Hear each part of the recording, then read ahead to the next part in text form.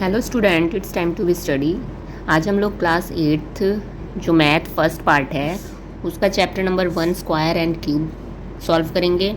Square हम लोग इससे पहले की वीडियो में सॉल्व कर चुके हैं। इस वीडियो में हम लोग क्यूब को सॉल्व करेंगे, क्यूब के क्वेश्चन आंसर फिगर आउट को सॉल्व करेंगे। आपने देखा होगा पिछली वीडियो में हम लोगों ने स्क्वायर से रिलेटेड कुछ एक्स्ट्रा क्वेश्चंस भी किए थे, तो आप लोग उसे ज़रूर अच्छे से देखिएगा और समझिएगा। तो क्यूब को शुरू करते हैं। इससे पहले देखो, हमें कुछ 1 से 20 तक क्यूब्स तो याद ही होने चाहिए, क्योंकि कुछ ऐसे नंबर्स होते हैं जिनका एलसीएम से नहीं निकल पाता क्यूब, है ना। तो आप 1 से 20 तक तो याद ही कर लो, क्योंकि ये बहुत बेसिक मैथ में यूज़ हो जाता है। तो ये रहे 1 से 20, आप इसे याद कर लीजिएगा स्क्रीनशॉट ले लेके।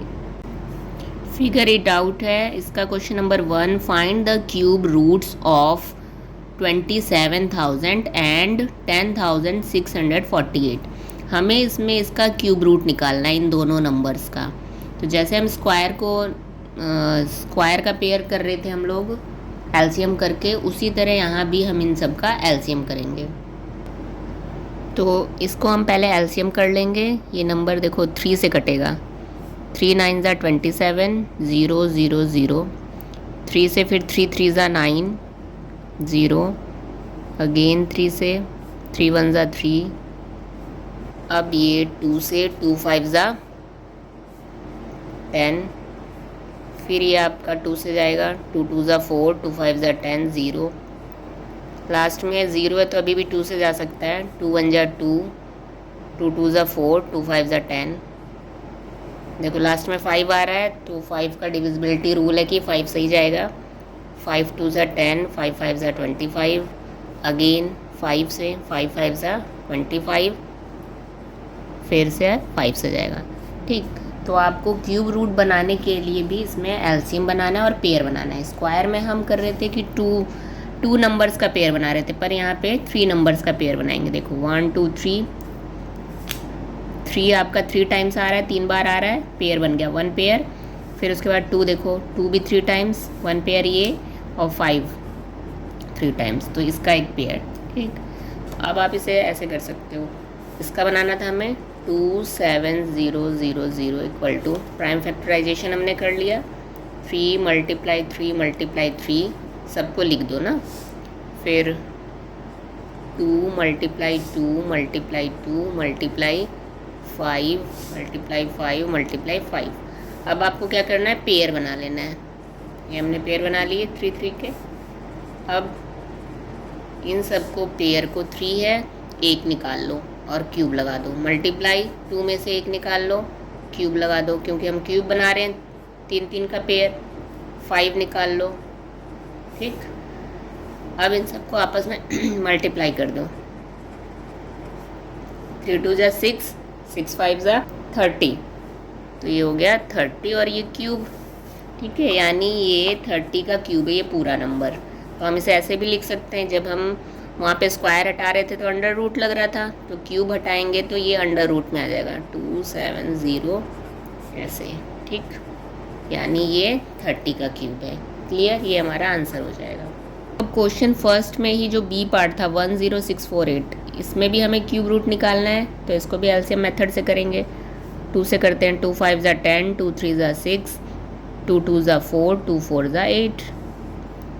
फिर 2 से, 2 2 ज़ा 4, 2 2 ज़ा 4 और हो जाएगा आपका 2 6 ज़ा 12। अगेन 2 6 ज़ा 12, 2 2 ज़ा 4। फिर 2 से जाएगा, 2 1 ज़ा 2, 2 3 ज़ा 6, 2 3 ज़ा 6, 2 1 ज़ा 2। अब देखो कुछ ऐसे नंबर होते हैं जो बहुत सोचना पड़ जाता है कि ये किससे जाएगा, तो इसलिए हमें स्क्वायर और क्यूब रूट 1 से 20 तक तो याद ही होना चाहिए। तो ये 11 से जाएगा, 11 121 ज़ा 1331 होता है।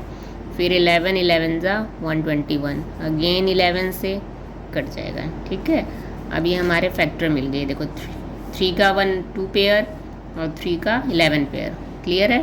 अब इसको हम लिख देंगे 10648 इक्वल टू, जितना भी आपका प्राइम फैक्टराइजेशन नंबर है ये, है ना, इसको यहाँ पे लिख लेना है 2 × 2 × 2 × 11 × 11 × 11। पेयर बना लो 3 3, क्यूब है तो 3 3 का ही पेयर बनाना है। 10648 इक्वल टू क्यूब लगा दो, 2 क्यूब, इनमें से एक ले लेना है, फिर 11 में से एक ले लो और क्यूब लगा दो, क्योंकि ये 3 3 का पेयर है। फिर आप इसे मल्टीप्लाई कर लो, 11 2 ज़ा 22, 22 का क्यूब। अब हमें उसने बोला है क्यूब रूट के लिए, तो 10648 अंडर रूट लगा दो और इस क्यूब को हटा दो। ठीक, जब 22 को हम 3 टाइम्स मल्टीप्लाई करेंगे तो हमारा आंसर आएगा 10648। ये हो गया हमारा आंसर, है ना। अगर कन्फ्यूज़न हो कि ये आ रहा है सही कि नहीं, तो आप इसे रफ पे मल्टीप्लाई करके देख सकते हो 3 टाइम्स। अब question number 2, what number will you multiply by 1323 to make it a cube number. अब इस नंबर में हम क्या मल्टीप्लाई करें कि ये क्यूब नंबर बन जाए, मतलब ये क्यूब नंबर नहीं है, परफेक्ट क्यूब नहीं है। तो इसमें हमें कौन सा नंबर मल्टीप्लाई करना है परफेक्ट क्यूब बनाने के लिए। तो इसे भी पता करने के लिए हम सबसे पहले एलसीएम लेंगे कि कौन सा नंबर पेयर नहीं बना रहा है ना। तो चलो लेते, देखो इससे अब किससे जाएगा, ये 3 से जाएगा। डिविजिबिलिटी चेक करोगे आप, 3 4 5 6 7 8 9 9 हो रहा है प्लस करके, यानी 3 से कट होगा। 3 4 ज़ा 12, 3 4 ज़ा 12, 3 1 ज़ा 3। अब 4 4 1 आ रहा है, ये आपका जाएगा 3 से, 3 1 ज़ा 3, 3 4 ज़ा 12, 3 7 ज़ा 21। अब देखो डिविजिबिलिटी चेक करोगे तो पता चल जाएगा, ये फिर 3 से जाएगा। 3 4 ज़ा 12, 3 9 ज़ा 27, फिर ये 7 से जाएगा, 7 7 ज़ा 49, 7 1 ज़ा 7। अब हमें क्यूब रूट निकालना है। देखो देखने से पता लग रहा है ये तो पेयर बना रहा है 1 2 3, ठीक, पर ये 1 2 सिर्फ 2 है, हमें तो 3 चाहिए था क्यूब बनाने के लिए। तो यानी हम इसमें अगर एक और मल्टीप्लाई कर दे 7, तो परफेक्ट क्यूब बन जाएगा। ठीक है, पहले हम इसको लिख लेंगे ऐसे 1 3 2 3 का प्राइम फैक्टराइजेशन हमें क्या मिला, 3 मल्टीप्लाई 3 मल्टीप्लाई 3 मल्टीप्लाई 7 मल्टीप्लाई 7। ये तो पेयर बन रहा है बट ये नहीं है, एक और 7 होता तो पेयर बन जाता, है ना। तो हम यहाँ लिख सकते हैं so we multiply by 7 to make it cube number. हम यहाँ पे 7 मल्टीप्लाई करेंगे तो ये क्यूब नंबर बन जाएगा। तो बस उसने यही पूछा था कि कौन से नंबर से मल्टीप्लाई करेंगे, तो हमारा ये आंसर हो जाएगा 7। आई होप बच्चों आप लोगों को क्वेश्चन नंबर 1 और 2 अच्छे से समझ में आया होगा। इसके आगे क्वेश्चन को नेक्स्ट वीडियो में करेंगे। अगर वीडियो हेल्पफुल लगे तो please like and subscribe. Thank you.